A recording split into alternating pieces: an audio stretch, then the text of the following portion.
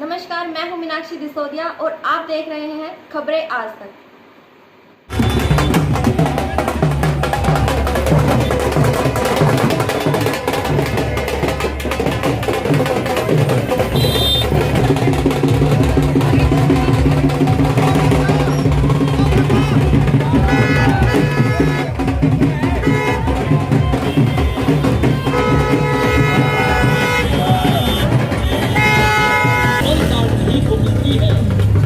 सपनों में जान होती है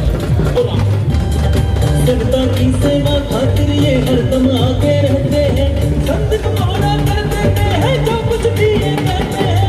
संत कमौला कर देते हैं जो कुछ भी ये कहते हैं। ये पूरा कर दिखलाते हैं जो मन में जाना। संत कमौला जी को चेयरमैन बनाना। सारे मिलकर दिल से इनका साथ निभाना। काम किया है काम करेंगे, जन जन का सम्मान करेंगे, हम न किसी को निराश करेंगे। विकास पुरुष के नाम से जिनकी पहचान है, संत कोहरा उनका नाम है।